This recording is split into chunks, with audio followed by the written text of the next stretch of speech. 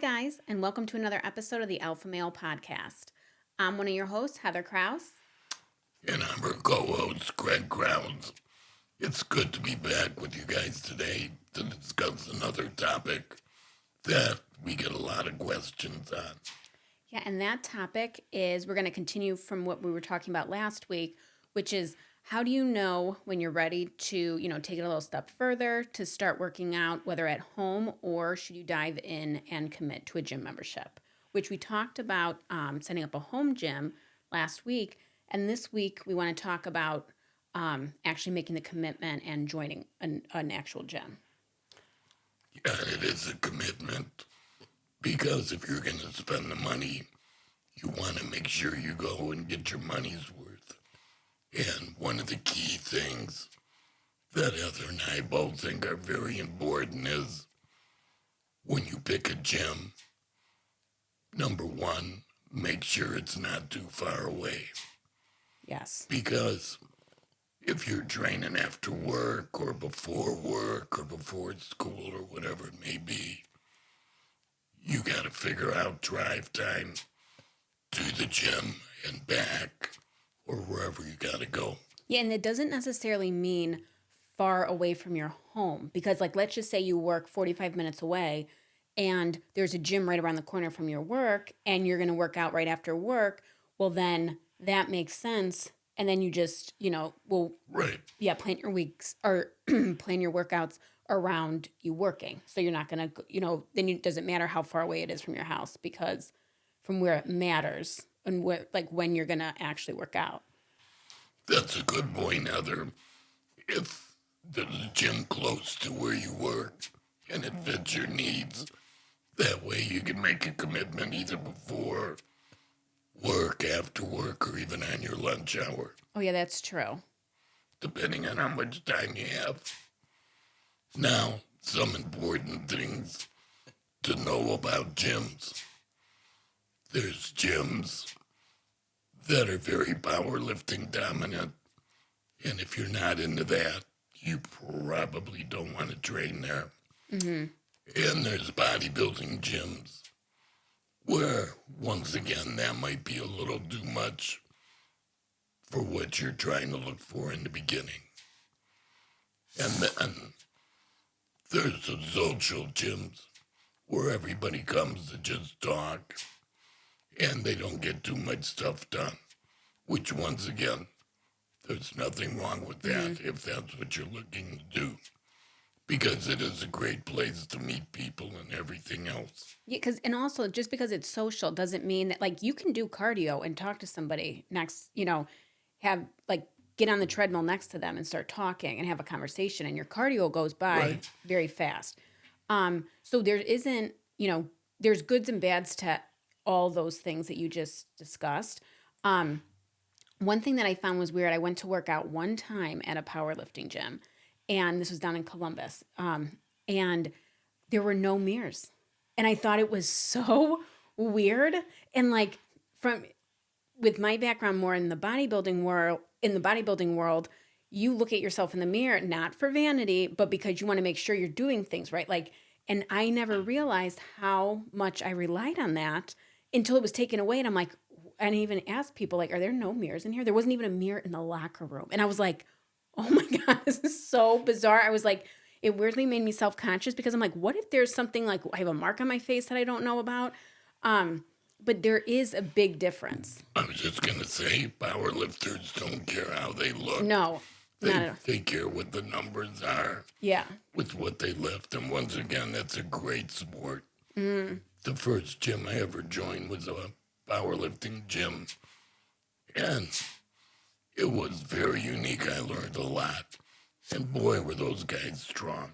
Yeah, and two, it might not sound like there's going to be that big of a difference from powerlifting to or a bodybuilding gym or even a social club. But again, I was in a powerlifting gym one time, but you're not going to find things, I'm assuming, side lateral machines in a powerlifting gym. You know what I mean? Because it's going to be the equipment's going to be different because their target audience is different. Right, more heavy duty stuff. Yeah, you're going to have a lot of bars, free weights, or I should say not even necessarily free weights, but plates and things like that in a powerlifting gym Whereas you get more machines in like the bodybuilding gym and especially the social club gyms. And usually the bodybuilding gyms have, I'd say, usually better equipment. Um, they'll have like the same type of machines and stuff, just a better caliber will usually be in the more bodybuilding gyms. By the way, I'm going to interrupt you 1 second. When you go to look at the gyms, make sure you look at all the equipment. If you see there's a number of machines that have signs do not use because they need to repair them, Yeah. that's not a good sign. No, because not all the gyms, like, they're not obligated to fix anything. So some gyms, are really good at, changing out the equipment or repairing the equipment, making sure that they stay on it. And some will have machines that are out of order for like months and don't try to do anything with them. So just kind of keep that in mind when you're looking around and ask some people that go to that gym, like, what do you think of it? How are the owners? Because, they're the ones that are going to maintain the place that you're going to be in multiple times a week. And as far as equipment goes, when you go to look at it, a lot of gyms have nice shiny equipment. Mm-hmm. But go and try the machines out. Because my experience from training at many different gyms over the years, some machines were made by engineers that never lifted a weight in their life. Mm-hmm. And it's not mechanically working. No, it doesn't. It's not like smooth. It's uncomfortable to use. And like, so I'm 5'1". So like there's some machines, like especially if I go to more like the social club gyms where those machines, I don't want to say that they skimp out on them, but like they're not buying the machines that there's like 7 different ways to adjust it, to the person. So some of those I can't fit in. Like a leg curl machine, like a cheap leg curl machine, forget about it because my legs don't reach where it's supposed to and it hits in a really bad spot in my leg where I can't really curl and it just kind of messes stuff up. So also keep that in mind. Like if you are on the shorter side or if you are on the real tall side or anything like that, where or a large individual. Yeah, or a large individual, you might want to go to those bodybuilding gyms that because their equipment's going to be a little bit better that it's going to be like a step up where you can adjust things more. Yeah, so once again, that's a big thing. And when you go in to talk to the gym owner or whoever's behind the counter, ask if you could go around and try out the equipment and look to see how many dumbbells they have. Some gyms only have one set of 5s, 10s, 15s, etc. And you could be sometimes, if you're there, waiting for 5-10 minutes to get the dumbbells. Luckily, the one gym that Heather and I go to, they have 4 or 5 different sets of dumbbells, so there's never an issue waiting to get to use them. Yeah, the one gym I went to in Columbus would get super busy, especially on the weekends, and you would just wait in line to use like certain dumbbells, and you're just like, oh my God. And nothing puts a damper on your workout more than when you're like going through and you're in like the zone, and then all of a sudden you have to stand there for like 5-7 minutes and just wait. And so that's important too. So even if you kind of bopped in like around the busy times, like the normal busy times, like I'd say right after work is probably or when you're going to be able to work out. Yeah, to kind of get an idea of how many members are there. Just because also, just because a gym has a lot of members doesn't mean that that's how many people are going to the gym. Because there's a lot of people on the gyms, like how many people the gym's charging that don't show up. I mean, there's got to be a lot. I wonder what the percentage is on like the typical gym. Oh, we always laugh because I always tell all the gym members to be nice to everybody in January and February because these are all the people signing up to start their New Year's resolution, and they're helping keeping the gym dues down. Yeah, because they sign up for a year and you see them for 4 or 5 weeks maybe, and then they fizzle out, which is a shame. Mm-hmm. But, once again, before you make a commitment, make sure you know what you're getting into. Yes, because there is nothing worse than paying for a gym membership that you just don't use. Because I feel like not only are you losing money, but every time you see that charge on your bank account, you're like, and you're not going, you're like, man, like I'm lazy. Like it's just like a reminder of being lazy. Well, something getting smaller and it's not your waist, Yeah, that's it's your true. wallet. That's very true. Um, Another thing I would see is who's there working out at the time you are. I know sometimes when I go at different times at different gyms, sometimes you get the high school kids, which I love. I'm a retired school teacher. But when they're sitting on the machine, texting, taking their pictures, and everything else, and you're trying to get on that machine, luckily I always go up to them and politely ask them, "You are done, aren't you?" And luckily they're always very nice and do that. But, once again, make sure you go to look at it to see. That's a really good point because the gym that we go to, depending on what time you go to, yeah, you excel. You're repping for them. No, it like depending on what time you go throughout the day, it's like a completely different crowd. Like in the morning, you have like silver sneakers, and then like toward after work, you have different crowd. But even before that, then you have the high schoolers, and it's just the whole vibe of the gym probably changes 4 or 5 times a day. I know the music does. That's true. And that's even like another thing. Like what kind of music does the gym play? Like I think it's important to think of all these things when you pick a place because this is somewhere that you're going to want to go multiple times a week. And especially if you're just starting out a program, you want it to be the most welcoming environment possible. So like if you hate rap music and you go into the gym and that's all that they play, like are you really, I mean granted, like you can have headphones and whatever, there's ways around it, but you want to make sure, my whole point is that it's a welcoming vibe for you because I think if it's not, that's even another hill you got to climb over to get yourself to go. And that's a very good point because hopefully you meet people and it gets you something to look forward to and they have the same goals you have where they're not talking about blowing out of there and going to eat or drink. They're there to get their hour workout in, whatever it may be. And I will say, I have found, I mean, I've been working out since I was 15, I think. It's been a long time. So we'll just say it's a long time. We won't put a number on how long. But I found gyms are one of the most welcoming environments, how you're saying, like to meet people. And I just think that a lot of people who are intimidated going to a gym don't realize, like, Good point. yeah, like how welcoming of an environment it is and what an opportunity it is to network and to meet all different types of people. Because I've also worked in gyms and I will say they're like you get the most diverse, well-rounded, sometimes weird people. Like there's all kinds of mixed of people that go into the gym that you just don't even know who you could meet. And it's because like every walk of life needs fitness. So that's what it kind of draws in. So there's all different types of people that you can meet there. And a lot of people are very supportive. And I think that especially if you're just starting your fitness journey, I think that some people get really timid and are afraid, like, oh my gosh, I don't want people to look at me. Like, I don't know what I'm doing, if I mess up. And I'm sure you can agree with me.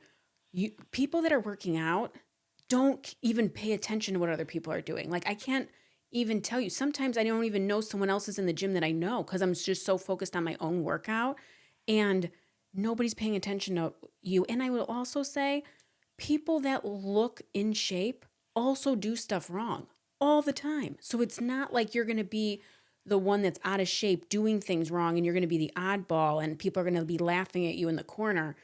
And you're not even going to be like, I hate to say this, no one's even going to notice you because they're, all into their workout. Busy doing what they're doing. Yeah. And like, no one's even going to notice that if you're doing something wrong and everybody knows that, especially ones like, yes, you're going to have some jerks out there that are idiots, but like even if they look in shape, that doesn't give them like a status in the gym. Everyone, if they're making fun of somebody that's out of shape, everybody in the gym, I guarantee you, thinks that they're an asshole, and they're like the ones that doesn't really have a friend in the gym. And don't be afraid to ask. When you go to join up at the gym, they have them show you how to use Oh the yeah. equipment. Mm-hmm. Because most good gyms will take the time to show you how to do things. Mm-hmm. And once again, don't try to go in there to be King Kong.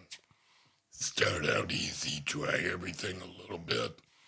Because it's just like if you decide you're going to go out running, well, you better run for 2 or 3 houses from yours and then stop and walk. And then the next day add a little bit more Yeah. and a little bit more. Because I see a lot of knuckleheads come in and they try to throw a ton of weight on. Mm-hmm. And I'll be honest with you, all these years that I've trained, I've never yet had anybody beat the weights. The Yeah. weights always win. That's very true. So just start off easy and don't be afraid to ask for help. We all need help on something. Oh, absolutely. I mean, there's still sometimes like if I go into a new gym and I see a new piece of equipment, I'm like, what the hell is this? And I have to read the directions like just like a beginner would, like on because too, I don't know if some people who have never stepped foot in a gym, every piece of equipment has a little like it has a label on what it does. So like the leg extension machine will have a leg extension label on it, and it'll have usually like a little outline of a human being with the quads highlighted. And so it'll tell you like what muscle group it works. But I mean, But just to add to that, we just added like 5 new pieces of equipment out at UXL. oh And yeah, when I went to go on them to try them all, I put it on the lightest weight it could possibly be that's a good point. to try doing it. Once I felt how it felt and how to get it set right, then I moved it down another pin or two. And just to gradually do, don't go right off the get go because, like I said, the weights always win Mm-hmm. and you don't want to get hurt. And you're always better off slowly working up because that way you never go backwards. You're always improving. Absolutely. And every machine is different, even if like every leg press machine's different. So the leg press where you extend your legs out in front of you and you push, that thing that is weighing down on you that you have to push back up, that weighs different on every machine. So like where you might be able to go into one leg press and do like 100 pounds, you might be able to only do like 50 pounds on the other one because the actual machine is heavy. So you have to get used to everything. And like that goes back to the point where like anybody that's in a gym knows that and understands it. And that's why you would never look funny to anybody, putting no weight on stuff. Like, Right. Well, that just reminds me, Michelle and I go down to Florida January, February. And when we join the gym down there, every year I start very light on each new piece of machinery I'm using. Even though I used it last year, mm-hmm. I start again for a couple weeks just breaking in so my body gets used to the weight. And even though it's the same machine we have up here at UXL, they're different models. Mm-hmm. So they track a little bit different. Like the angle's different, everything's Yes. different. Yeah. And all that matters.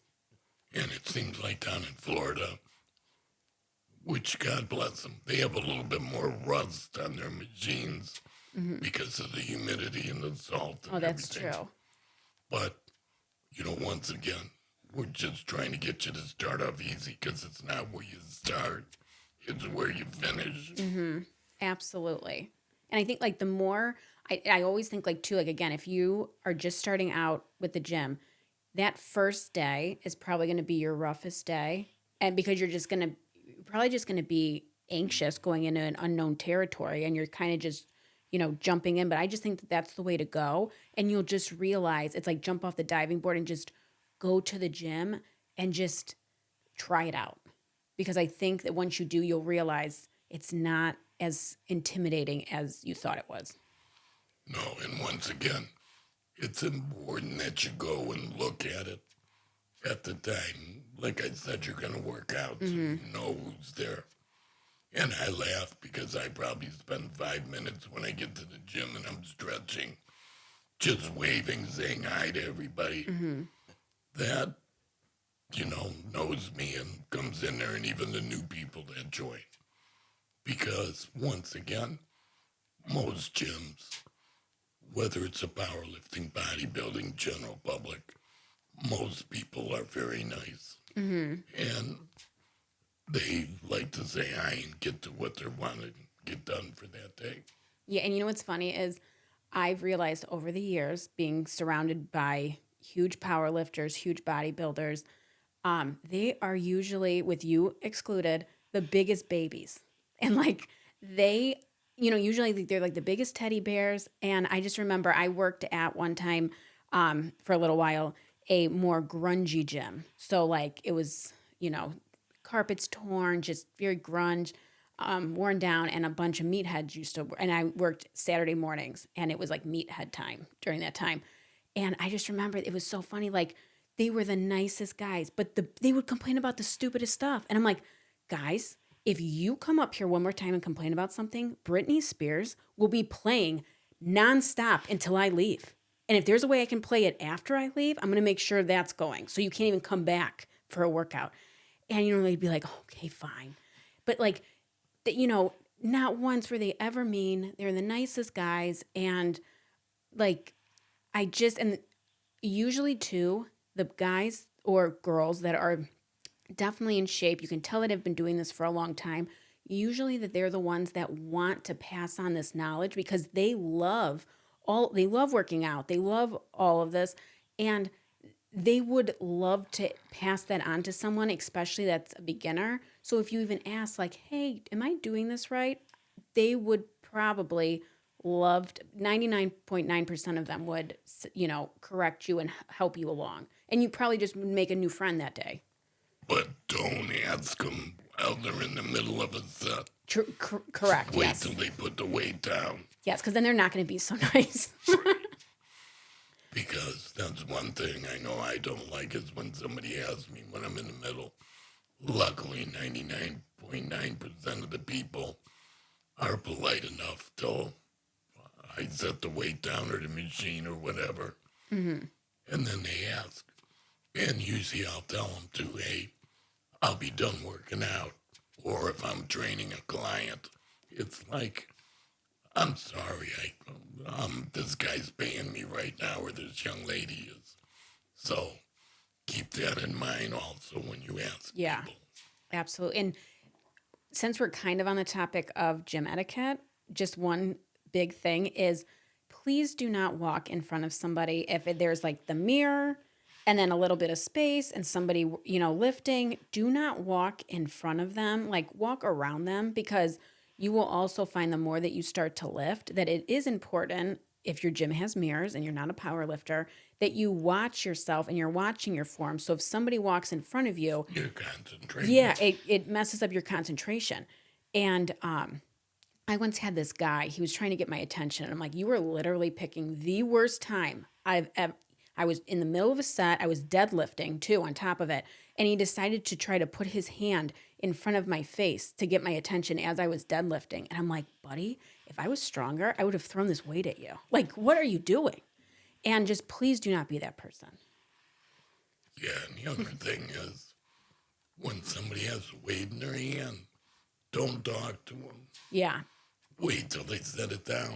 And if somebody's bench pressing, deadlifting, whatever, don't walk right next to them. Yeah. Stop, wait till they're done, or take another route to get to where you got to get to.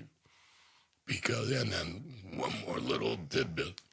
If you see somebody lifting a bar and they don't have the clamps on, Oh, that's a good point. watch out. because once, many, many, many moons ago, somebody had 445s on each side of the squat bar, and they didn't have the clamps on it.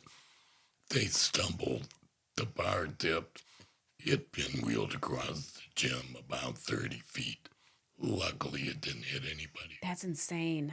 But that's why you should always put the clamps on. Yeah, make sure you're all yeah, make sure you're also putting those clamps on, and you can find them around the gym. Like it's every gym should have them. And they're usually in a corner somewhere or by like, the Smith machines or something like that. But yes, make sure. I would even put it on the Smith machine, even though because the Smith machine can't move, either way. But if you're putting on something, you just never know. So be aware of that. So watch out for that knucklehead that's trying to impress everybody, Yeah. but doesn't put the clamps on. Because if it does dip, it's going, and you're not stopping it. No. So with that, what else do you look for in a gym? Well, like I said, I've trained in all different types of gyms. I just want it so they have enough equipment that I like to use. I'll be honest with you. At this stage of the game for me, I don't use a lot of bar work like I used to. I use more machines now because I don't want to risk tearing or pulling something. That could happen with a bar. I mean, people don't believe me a lot of times when I say this. I haven't bench pressed in over 20 years with a bar. I've used dumbbells, I've used machines. But when I tore my back about 20 some years ago, I quit benching with a bar. And my joints feel so much better, my shoulders, my elbows, and everything else. And there's nothing wrong with bench pressing. But I'll leave this gentleman nameless. But for his 50th birthday, he tried to bench 405. And what he got for his birthday present was a torn pec. And that's where, once again, you have to be careful. The weights always win. Yes.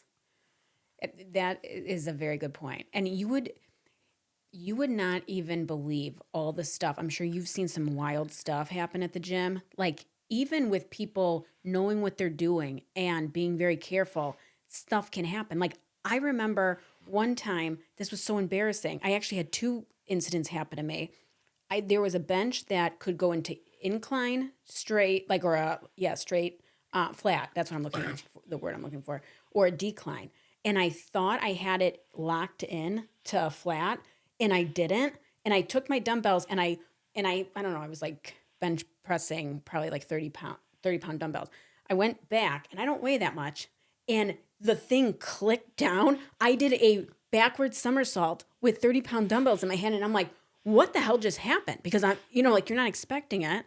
And then there was another time, oh my God, I was using one of those sleds. And I don't even know the way I had it. I thought I had this great idea. I put weight on it, but then I took a rope and I put it underneath. And when you like yank it real hard, I didn't think that it makes the thing go up a little bit. The rope, and I'm like yanking it because I did like a couple, so like I knew how hard I had to do it. So I went to yank again so hard, the sled lifted up, the rope came out from underneath, and I went flying 10 feet and landed on my ass. And I did this in front of somebody. And I was actually mad that they weren't videoing it because I was like, this thing could have made funniest home videos like no other. And I'm just like, holy shit. Like, how the hell did that even happen? And so you definitely like think weird shit can happen at a gym. And that's why like the more precaution you take, the better, because you just never know. Like, especially when you're, working with a lot of weight and you're doing, especially when you're trying something new. Yeah. Question for you. Being a female, what do you look for in a gym? That might be different than I would look for. So what I look for in a gym, I really like the classes. Mostly because I think yoga is important to incorporate into your workout, whether you don't necessarily have to take like an hour class. You can just do a couple stretches at home, like movements at home. But I just think like, especially the older you get, it definitely helps with mobility.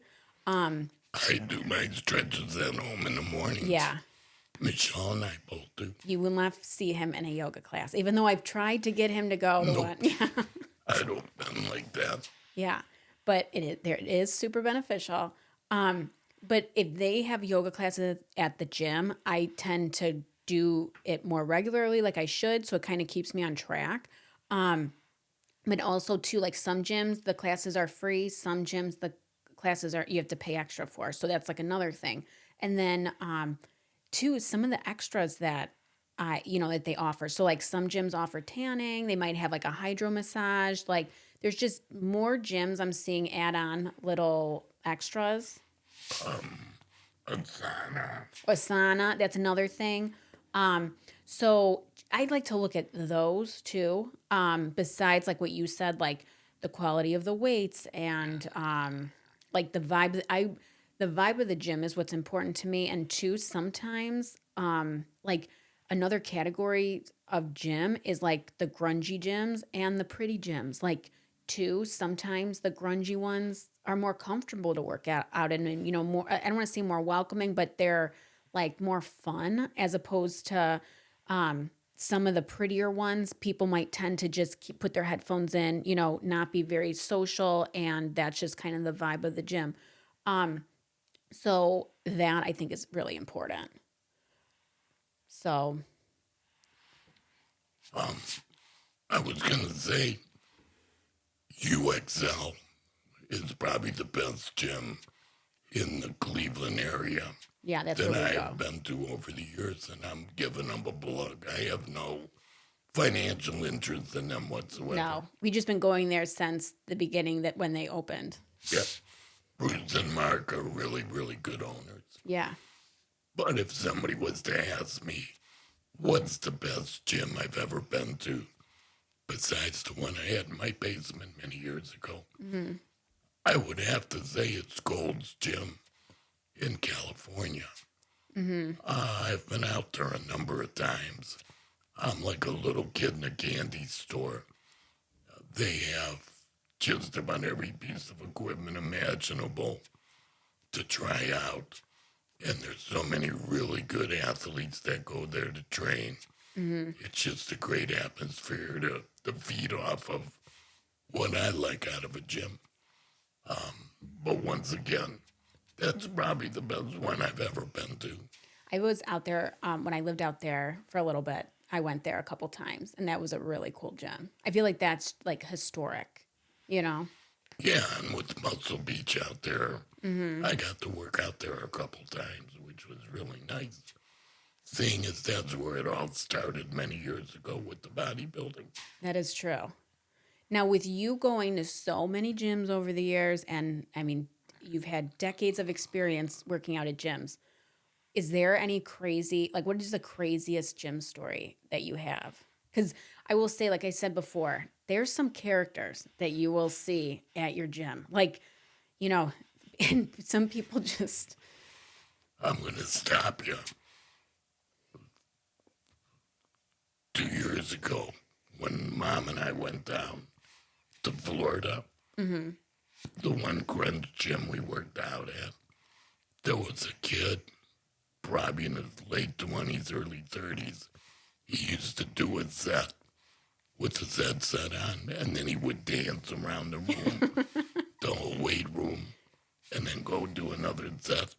I had never seen anything like that before.